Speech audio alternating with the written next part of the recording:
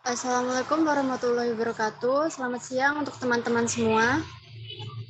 Waalaikumsalam. Di sini saya selaku moderator dari kelompok 6 akan membawakan presentasi dengan judul materi analisis input-output perekonomian wilayah. Berikut anggota dari kelompok 6 yaitu ada Laila Mukaromah, Yoga Nurrahman, dan Dwi Kurniawan. Untuk mempersingkat waktu, marilah kita langsung menuju ke materinya. Yang pertama kali akan dibawakan oleh Dwi Kurniawan. Kepada pemateri dipersilahkan. Maaf sebelumnya Anggi, materi pertama akan saya bawakan. Baiklah, langsung saja. Diawali dengan pengertian analisis input-output.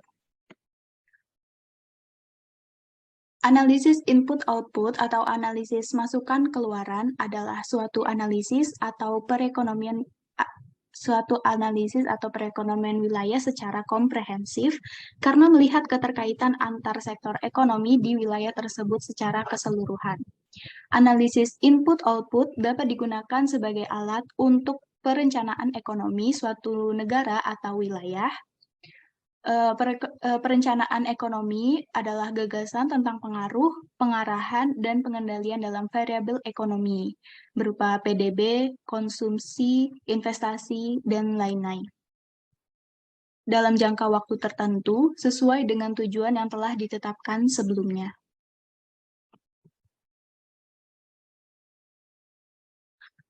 Oke, dari ruang lingkup analisis input-output, ini berkaitan dengan tingkat kemakmuran masyarakat di wilayah tersebut. Melalui nilai tambah atau input primer, yang artinya apabila terjadi perubahan tingkat produksi, maka itu akan merubah juga tingkat kemakmuran masyarakat wilayah tersebut. Seperti saat terjadi peningkatan produksi, maka itu berarti tingkat kemakmuran masyarakat juga bertambah. Dan ketika terjadi penurunan tingkat produksi, maka tingkat kemakmuran masyarakat di wilayah tersebut juga menurun. Analisis input-output itu juga disebut sebagai table EO. Nah, table EO ini dirilis pertama kali oleh Profesor W. Leontief pada tahun 1930-an dan didasarkan pada model keseimbangan umum. Pengertian dari table EO itu sendiri merupakan uraian statistik dalam bentuk matriks yang menyajikan informasi tentang transaksi barang dan jasa, serta saling keterkaitan antara satu kegiatan ekonomi dalam suatu wilayah pada suatu periode waktu tertentu. Nah, adapun Chenery dan Sirquin ini merupakan dua ekonom yang menggunakan metode input-output untuk mengembangkan model pertumbuhan ekonomi sektor tunggal dan multisektor. Salah satu model mereka yang terkenal adalah model Chenery-Sirquin yang digunakan untuk memperkirakan dampak pertumbuhan sektor tertentu terhadap sektor lainnya dalam ekonomi. Nah, adapun bentuk dari tabel EO itu sendiri ialah berbentuk matriks, yakni terdiri dari baris dan kolom. Nah, pada isian sepanjang baris, itu tentang pengalokasian output yang dihasilkan suatu sektor untuk memenuhi permintaan antara dan akhir. Maksudnya permintaan antara adalah output suatu sektor yang digunakan sebagai input oleh sektor lainnya. Misalnya, output di sektor karet itu digunakan sebagai input di sektor ban. Nah, kemudian permintaan akhir itu suatu sektor yang langsung dikonsumsi oleh para pelaku ekonomi, seperti rumah tangga, perusahaan, pemerintah, dan bisa juga oleh konsumen yang tinggal di luar negeri atau ekspor. Nah, misalnya, output dari sektor buah-buahan itu langsung bisa dikonsumsi oleh konsumen, yang artinya bahwa waktu di sektor buah-buahan tersebut itu digunakan secara langsung untuk memenuhi permintaan akhir rumah tangga. Kemudian pada isian sepanjang kolom, itu terdiri dari struktur input yang digunakan oleh masing-masing sektor dalam proses produksi, baik input antara maupun input primer. Nah, input primer di sini adalah pembayaran oleh produsen untuk tenaga kerja, lahan, modal, dan sebagainya. Pembayaran tersebut untuk tenaga kerja itu dicatat dalam upah dan gaji, sedangkan pembayaran untuk lahan dan modal itu nanti dalam tabel input-output dicatat dalam surplus usaha. Jadi, suatu perusahaan ketika dia memproduksi suatu barang itu membutuhkan input antara, yaitu input dari sektor lainnya, terus input primer seperti tenaga kerja, lahan, modal. Nah, adapun 3 hal penting dalam analisis input-output. Yang pertama, periode waktu. Ini mengacu pada tahun tertentu. Misalnya di Indonesia, tabel input-output pada tahun 2020. Nah, itu berarti mengacu kepada perekonomian Indonesia pada tahun 2020 tersebut. Kemudian yang kedua ada sektor. Ini mengacu pada unit-unit produksi di suatu wilayah yang menghasilkan barang dan jasa. Sektor ekonomi sering juga disebut sebagai lapangan usaha. Kemudian yang ketiga, keterkaitan antar sektor. Nah, ini menunjukkan ketergantungan antar sektoral. Yang tadinya terlihat jelas bahwa output di sektor ban itu akan sangat tergantung dengan output yang dihasilkan oleh petani karet, yaitu adanya ketergantungan antar sektoral tersebut. Nah, adapun manfaat atau kegunaan dari analisis input-output menggambarkan kaitan antar sektor sehingga memperluas wawasan terhadap perekonomian wilayah. Kemudian dapat digunakan untuk mengetahui daya menarik atau backward linkage, dan daya mendorong atau forward linkage dari setiap sektor. Dan akhirnya dapat menentukan sektor yang strategis dalam perencanaan pembangunan. Kemudian dapat meramalkan tingkat kemakmuran dan pertumbuhan ekonomi apabila permintaan akhir diketahui terjadi peningkatan. Kemudian dapat sebagai alat analisis untuk perencanaan pembangunan ekonomi secara komprehensif. Dan serta digunakan untuk menghitung kebutuhan tenaga kerja dan modal dalam perencanaan pembangunan ekonomi. Baik, selanjutnya sekian materi dari saya. Selanjutnya akan disambung oleh pemateri berikutnya. Saya kembalikan ke moderator. Baik, terima kasih kepada Laila Mukaroma atas penyampaian materinya. Materi selanjutnya akan disampaikan oleh pemateri yang kedua, yaitu Yoga Nurrahman. Kepada Yoga Nurrahman, dipersilahkan.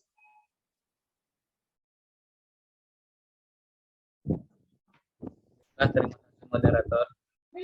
Boleh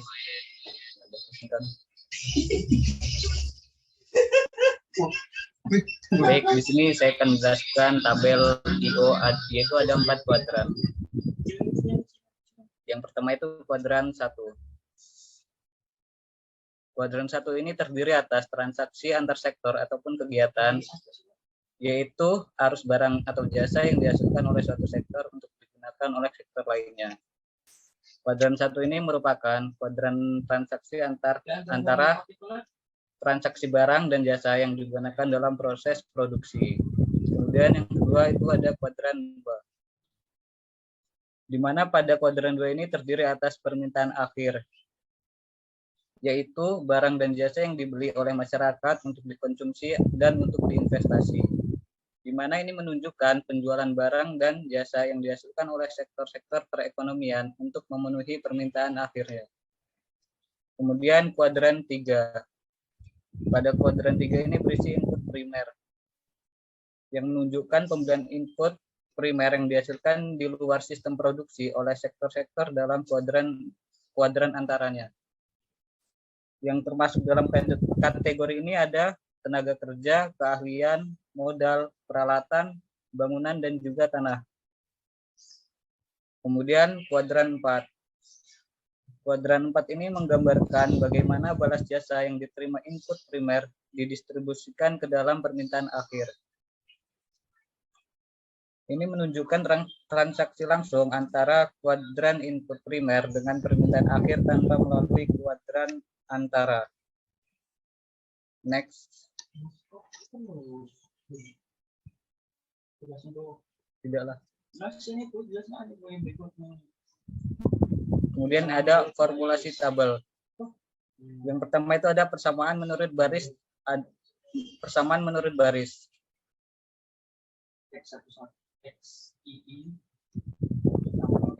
Di mana ini memiliki arti persamaan adalah total penyediaan sektor 1 yang menjadi input antara ditambah dengan menjadi permintaan akhir sama dengan total produksi sektor 1 ditambah impor. Kemudian yang kedua ada persamaan menurut kolom, di mana persamaan ini adalah total input antara ditambah dengan input primer sama dengan total input untuk sektor I. Kemudian ada matriks koefisien input.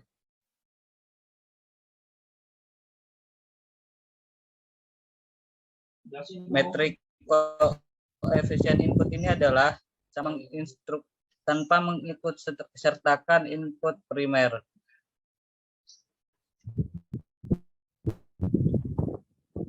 Di mana nilai koefisien input ini masing-masing sel dapat dihitung dengan rumus seperti berikut, yaitu AIJ sama dengan XIJ per XJ. Di mana AIJ ini sama koefisien input sektor J dari sektor I. Kemudian XIJ merupakan penggunaan input oleh sektor J dari sektor I. Kemudian XJ yaitu output sektor J. Untuk contoh tabelnya seperti yang ada di PPT ini. Next saja molor gua dijelasin. Kemudian ada matriks pengganda. Matriks pengganda adalah faktor yang menentukan besarnya perubahan pada keseluruhan sektor seandainya jumlah produksi suatu sektor tersebut ada yang berubah. Matriks pengganda ini dibutuhkan dalam memproyeksikan dampak dari perubahan salah satu sektor terhadap keseluruhan sektor. Next.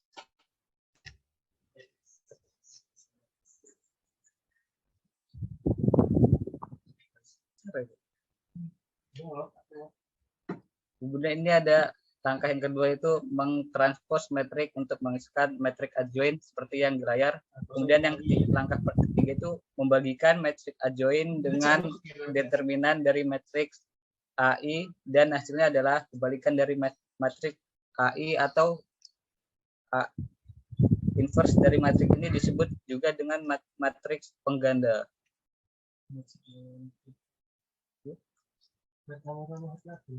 Kemudian langkah yang keempat yaitu mengkalikan matrik pengganda dengan permintaan akhir dari X dan XA yang berubah untuk mendapatkan total output X dan X yang baru.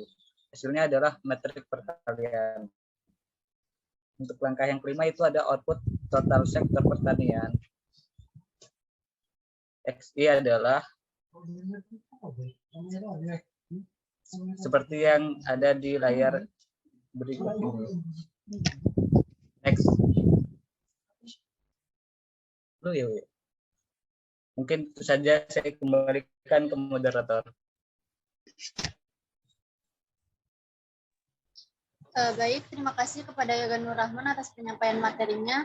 Materi selanjutnya yaitu materi ketiga dan sekaligus materi terakhir akan disampaikan oleh Saudara Dwi Kurniawan. Kepada Saudara Dwi Kurniawan dipersilakan. Baik, terima kasih kepada moderator atas kesempatannya. Kali ini akan saya lanjutkan mengenai daya menarik, daya mendorong, dan derajat kepekaan. Dimulai pertama yaitu daya menarik atau kata lainnya backward linkage. Di sini menggambarkan pengaruh kenaikan permintaan akhir suatu sektor terhadap sektor lainnya. Kemudian ada yang namanya daya pendorong atau dengan kata lain forward linkage, yaitu daya yang mendorong tumbuhnya sektor-sektor hilir karena meningkatnya input yang disediakan dari sektor hulu. Kemudian ada yang namanya derajat kepekaan. Sifatnya ini merangsang sektor yang ada di hilir untuk berkembang karena berkembangnya sektor hulu. Derajat kepekaan ini digunakan untuk mengetahui daya dorong tadi dari forward linkage. Lanjut.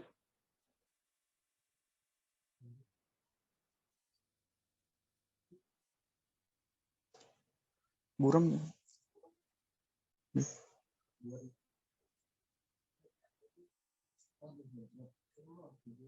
Oh, oke. Dulu. Lanjut ya, menghitung daya menarik. Nah, apabila A sama dengan 1, berarti daya menariknya sama dengan rata-rata wilayah atau rata-rata keseluruhan sektor. Kemudian apabila A-nya itu lebih besar daripada 1, berarti daya menariknya melebihi rata-rata wilayah. Apabila A itu lebih kecil daripada 1, berarti daya menariknya lebih rendah dari rata-rata wilayah. Dari slide tersebut bisa dilihat bahwa ada rumus mengenai menghitung daya menarik. Sedikit zoom. Oh, ini. Itu alpha, Bu. Alpas, apa bukan?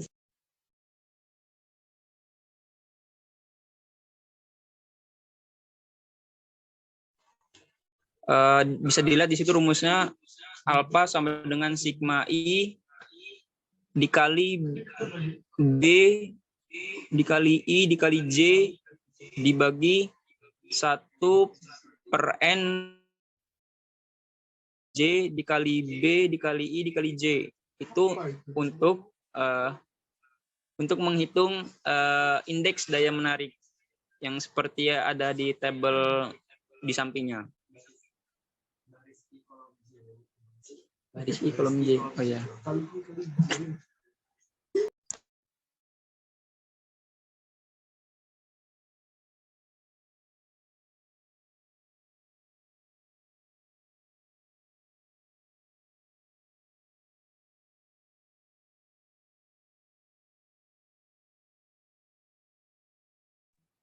Selanjutnya menghitung derajat kepekaan. Nah, di situ kalau tadi kan ada daya menarik, sekarang ada derajat kepekaan. Di sini rumusnya itu bisa dilihat bahwa beta sama dengan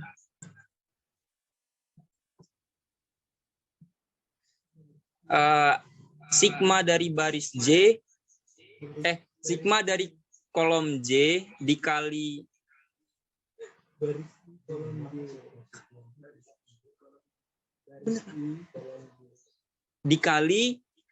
B dari baris I dikali kolom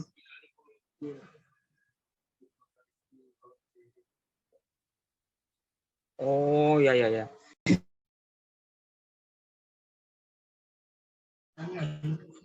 Maaf saya ulangin. Di sini ada rumusnya beta sama dengan sigma dari baris I kolom J dibagi 1/N dikali sigma baris I dikali sigma kolom J dikali baris I kolom J. Itu bisa dilihat angkanya di tabel berikutnya. Kemudian kesimpulannya, sektor pertanian memiliki derajat kepekaan lebih tinggi daripada rata-rata wilayah. Sedangkan sektor industri memiliki daya menarik yang lebih tinggi dari rata-rata wilayah. Kesimpulan keduanya yaitu sektor industri lebih bisa menarik sektor-sektor hulu yang ada di belakang untuk berkembang. Kemudian yang ketiga itu ada sektor pertanian lebih merangsang sektor-sektor hilir yang ada di depan untuk berkembang. Lanjut.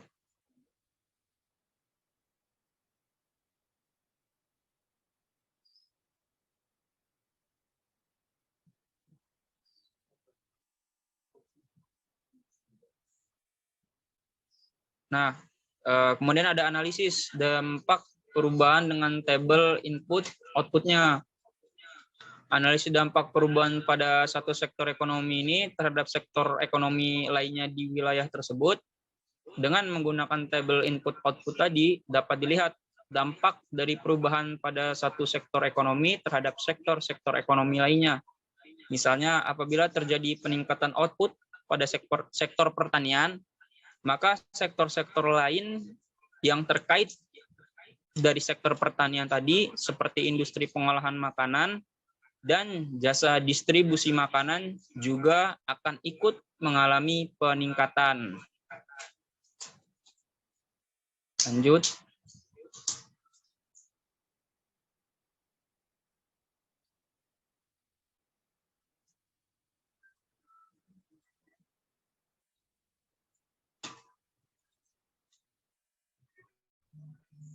Sekarang ada analisis pengaruh investasi pada sektor tertentu dengan sektor-sektor lainnya. Dengan menggunakan tabel input-output yang sudah dibahas tadi, dapat kita lihat pengaruh investasi pada suatu sektor terhadap sektor-sektor lainnya. Misalnya, apabila terjadi investasi pada sektor pariwisata, maka sektor-sektor lain yang terkait seperti sektor transportasi, akomodasi, dan restoran juga akan mengalami peningkatan akibat dari investasi pada sektor pariwisata.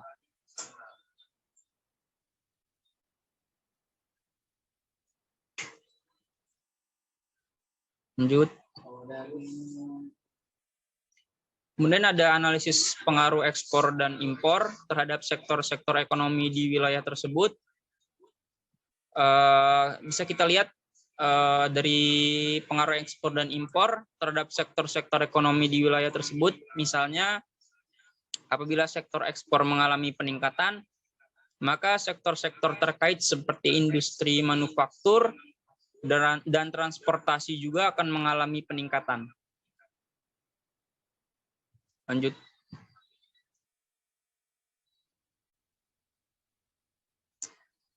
Cukup bisa saya sampaikan. Saya kembalikan ke moderator. Terima kasih kepada Dwi Kurniawan yang telah menyampaikan materinya. Untuk itu, saya membuka satu termin pertanyaan dengan 3 pertanyaan. Untuk dari teman-teman pembahas kelompok 11 dan 12 ya. Untuk kelompok pembahas, apakah ada tambahan atau ada pertanyaan yang ingin ditanyakan, dapat mengaktifkan fitur raise hand.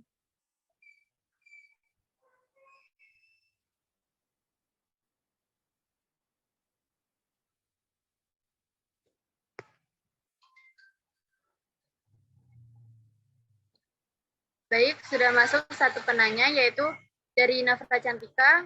Kepada Nafra, dipersilakan untuk menyampaikan pertanyaannya.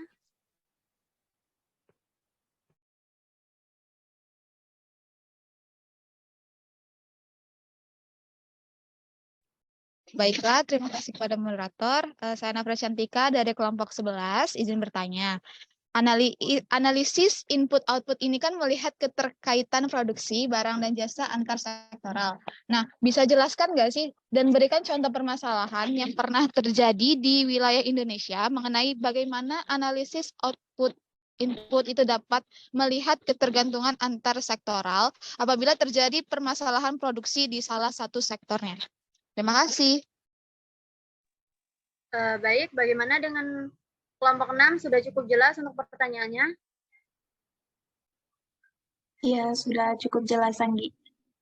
Oke, kita lanjutkan ke penanya selanjutnya, yaitu Delstia Regina. Kepada Delstia Regina, dipersilahkan. Baik, terima kasih moderator. Sebelumnya izinkan untuk memperkenalkan diri. Nama saya Delstia Regina dari kelompok 8, ingin bertanya kepada kelompok yang sedang bertugas untuk melakukan presentasi. Menurut kelompok kamu, bagaimana sih cara menganalisis input-output perekonomian di wilayah Indonesia berdasarkan sistem perekonomian di Indonesia? Terima kasih. Baik, terima kasih kepada Delstia Regina.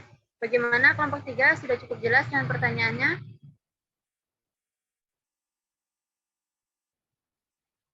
Ya, Anggi, sudah cukup jelas pertanyaannya. Oke. Kita lanjut ke pertanyaan ketiga, sekaligus pertanyaan terakhir untuk termin pertama ini. Kepada Anastasia Lioraliel, dipersilahkan. Izin memperkenalkan diri, nama saya Anastasia dari perwakilan dari kelompok 3. Jadi pertanyaan tadi kan kelompok 6 sudah menjelaskan menganalisis input dan output. Pertanyaan bagaimana cara kerja dari metode input-output perekonomian wilayah yang di mana dapat memberikan informasi dengan tujuan untuk pengembangan ekonomi. Udah itu aja.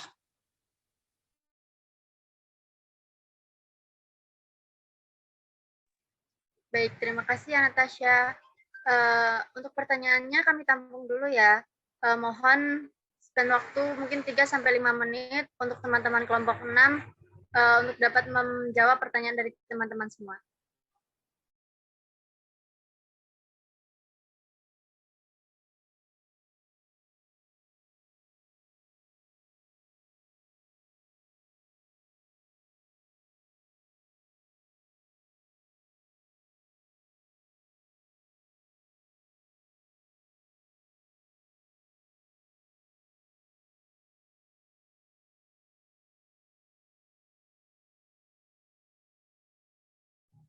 Oke, sembari menunggu teman-teman kelompok 6 mencari jawaban dari pertanyaan teman-teman tadi, apakah dari kelompok pembahas ada yang ingin menambahkan?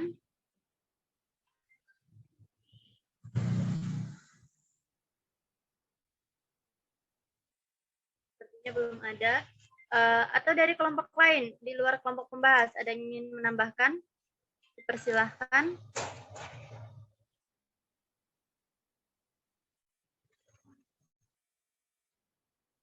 Sepertinya nggak ada juga ya.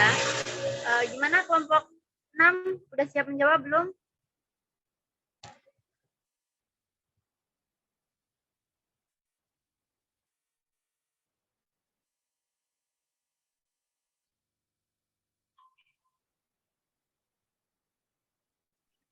Sebelumnya moderator, izin menambahkan dari kelompok 12, kelompok pembahas. Oke, dipersilahkan Windy. Saya mau menambahkan model input dan output. Model input dan output itu merupakan teknik perencanaan ekonomi yang menggunakan beberapa variasi antar industri, di mana kegiatan sektor industri yang utama saling berkaitan dengan lainnya sebagai suatu himpunan persamaan aljabar yang simultan, serta dapat menunjukkan proses produksi atau teknologi suatu industri. Input dan output merupakan teknik baru yang diperkenalkan oleh Profesor Wesley pada tahun 1951, yang dimana teknik ini dapat dipergunakan dalam menelaah hubungan antar industri dalam rangka memahami saling ketergantungan dan kompleksitas perekonomian serta kondisi untuk mempertahankan keseimbangan antara penawaran dan permintaan, yang mana teknik ini juga dikenal sebagai analisa antar industri. Sekian dari saya. Terima kasih. Saya kembalikan ke moderator.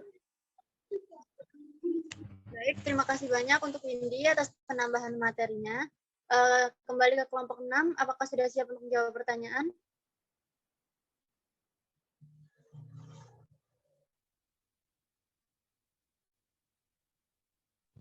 Maaf, moderator. Bagaimana kelompok 6? Moderator bisa dari kita kelompok 12 menambahkan lagi? Oh, ya. Dari Windy. Ya, mengenai input-output ya.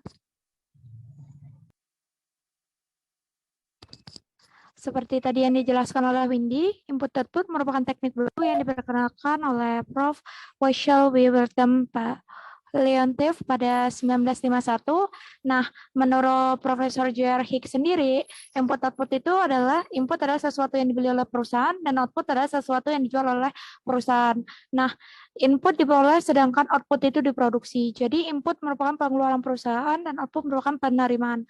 Jumlah nilai uang dari input merupakan biaya total suatu perusahaan dan jumlah nilai uang dari input merupakan total penerimaan. Nah, contoh input-output itu adalah Seperti yang kita ketahui itu produksi batu bara. Nah, batu bara itu merupakan input bagi industri baja. Nah, sedangkan baja adalah input bagi industri batu bara. Nah, keduanya itu merupakan output dari masing-masing industri yang bersangkutan.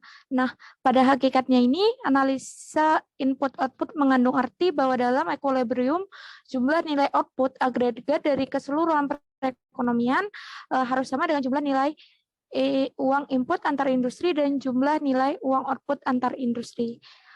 Kemudian ada juga dalam analisa koefisien induksi itu produksinya tetap sehingga output untuk industri lainnya bisa diterima sebagai input. Cukup sekian. Saya kembalikan kepada moderator. Baik, terima kasih banyak atas tambahan materinya, Nur Permata. Untuk teman-teman lain masih ada yang mau menambahkan? Oke. Bagaimana dengan kelompok 6? Sudah siap menjawab? Jika sudah siap menjawab, mungkin kita cukupkan tambahan dari teman-teman lain. Oh, baik. Oke, untuk kelompok 6 sudah siap menjawab pertanyaan dari teman-teman. Jika begitu, saya persilahkan kepada kelompok 6 untuk menjawab pertanyaan dari teman-teman.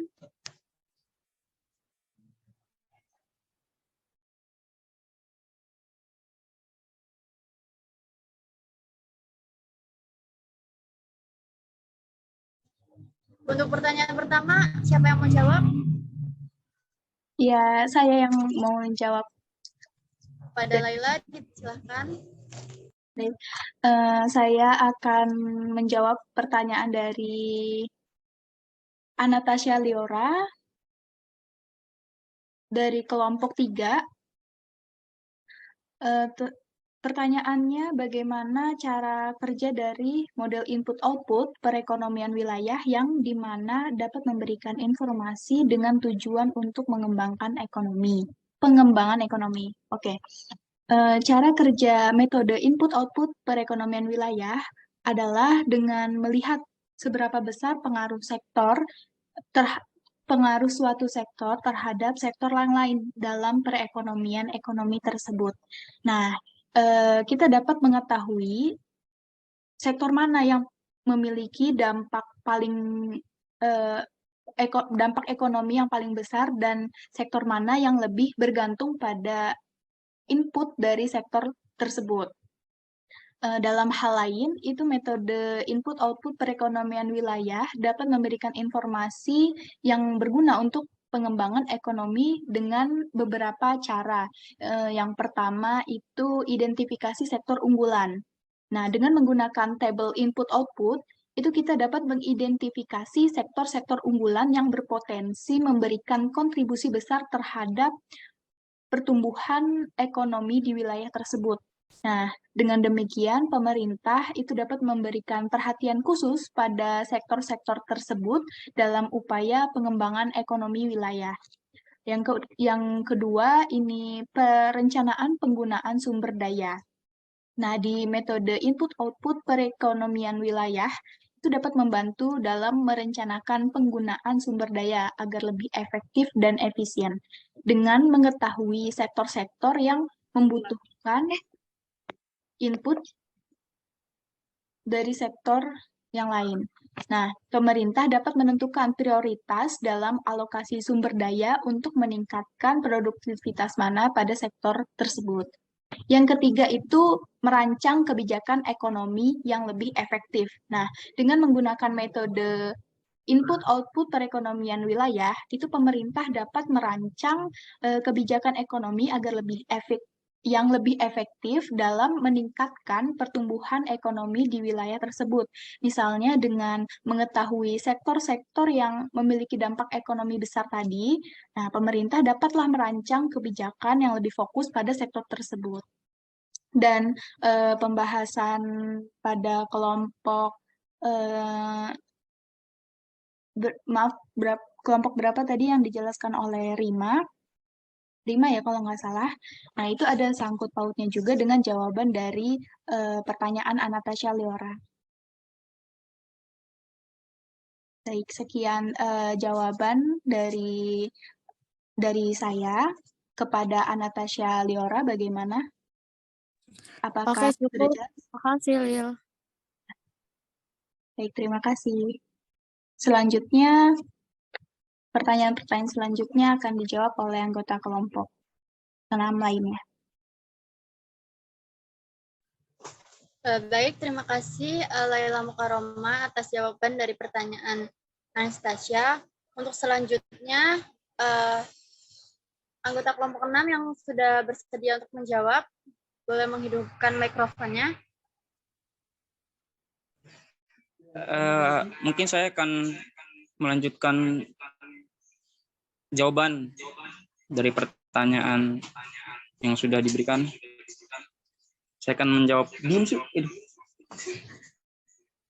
Saya akan menjawab pertanyaan dari Destia mengenai bagaimana cara menganalisis input, output, perekonomian wilayah berdasarkan ekonomi yang ada di Indonesia. Jadi gini, untuk mengetahui input dan output suatu wilayah, itu bisa kita menggunakan pendekatan input-output analisis. Pendekatan ini memungkinkan untuk memahami hubungan antara berbagai sektor ekonomi dalam suatu wilayah atau negara. Nah, berikut ada beberapa langkah yang bisa dilakukan dalam melakukan analisis input dan output tadi di perekonomian suatu wilayah. Di sini yang kita ambil yaitu ekonomi di Indonesia. Pertama, kita kumpulkan dulu data ekonomi wilayah yang ingin dianalisis. Data ini meliputi PDB, jumlah tenaga kerja, produksi sektor-sektor ekonomi, dan lain sebagainya. Kemudian yang kedua bisa kita gunakan tabel input-output tadi untuk mengidentifikasi hubungan antara sektor-sektor ekonomi di wilayah tersebut.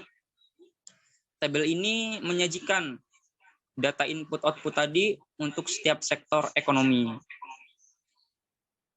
Data input mencakup pengeluaran yang diperlukan untuk memproduksi satu unit output, sedangkan data output mencakup jumlah produksi dari setiap sektor ekonomi. Kemudian yang ketiga bisa kita gunakan tabel IO atau input-output untuk menghitung dampak dari perubahan pada satu sektor ekonomi terhadap sektor ekonomi lainnya. Contohnya, jika sektor industri meningkat produksinya, maka meningkatkan permintaan pada sektor-sektor yang masuk bahan baku dan jasa. Kalau industri, bahan baku dan jasa.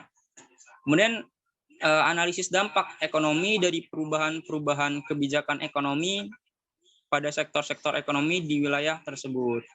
Misalnya, jika pemerintah menaikkan pajak pada sektor tertentu, hal tersebut pasti mempengaruhi kinerja ekonomi dari sektor tersebut dan sektor-sektor lainnya yang terkait dengan adanya kenaikan pajak. Kemudian kita gunakan hasil analisis untuk mengembangkan kebijakan ekonomi yang dapat memperkuat sektor-sektor yang sudah kuat dan membantu sektor-sektor yang masih lemah untuk berkembang lebih pesat. Artinya sektor input dan output di sini saling berkaitan dalam perkembangan ekonomi di suatu wilayah, terkhusus Indonesia. Terima kasih.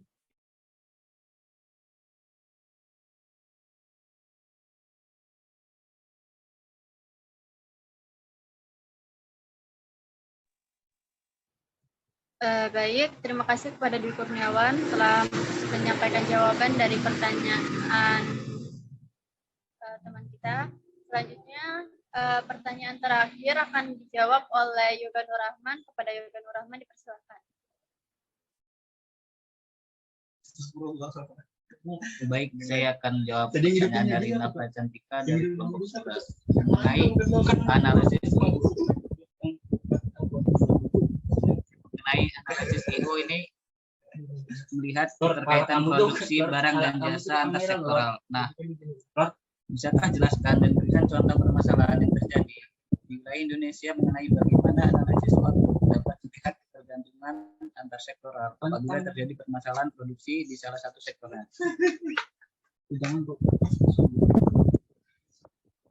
Analisis input output ini dapat digunakan untuk melihat ketergantungan antar sektor dan dampaknya terhadap perekonomian wilayah.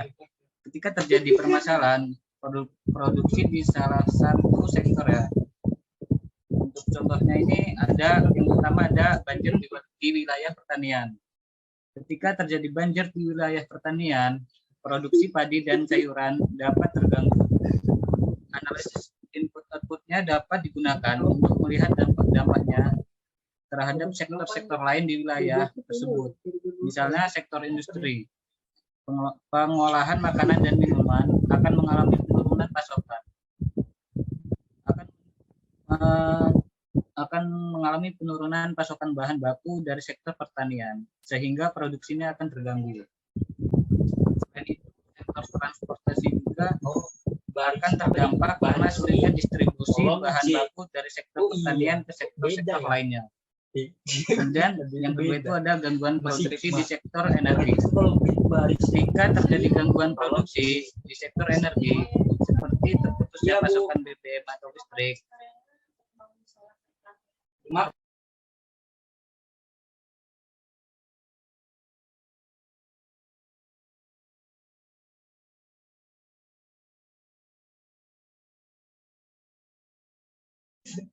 baik, saya lanjutkan. Yang kedua itu ada gangguan produksi di sektor energi. Jika terjadi gangguan produksi di sektor energi, seperti terputusnya pasokan BBM atau listrik, sektor-sektor lainnya yang membutuhkan energi ini akan terganggu. Untuk analisis input outputnya dapat digunakan untuk melihat dampaknya terhadap sektor-sektor lain di wilayah tersebut. Misalnya saja sektor transportasi akan terganggu karena sulitnya mendapatkan pasokan BBM. Sedangkan sektor industri akan terganggu karena sulitnya mendapatkan pasokan listrik. Nah, dengan menggunakan analisis input-output, ini dapat diketahui ketergantungan antar sektor dan dampaknya terhadap perekonomian wilayah ketika terjadi permasalahan produksi di salah satu sektor. Dengan demikian, pemerintah dapat merancang kebijakan yang tepat untuk mengatasi permasalahan tersebut dan mengurangi dampaknya terhadap perekonomian di wilayah tersebut. Terima kasih.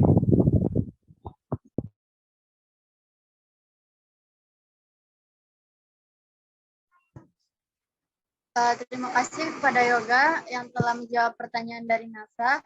Untuk teman-teman semua, apakah masih ada yang ingin bertanya?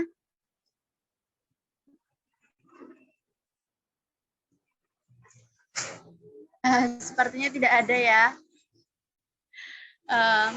Untuk itu, marilah kita cukupkan presentasi dari kelompok 6 pada siang hari ini. Terima kasih banyak atas partisipasi teman-teman semua. Saya selaku moderator, mohon maaf apabila ada salah-salah kata atau perbuatan yang tidak sengaja saya lakukan. Saya mewakili kelompok 6. Terima kasih untuk semuanya. Kami akhiri. Wassalamualaikum warahmatullahi wabarakatuh. Waalaikumsalam warahmatullahi wabarakatuh.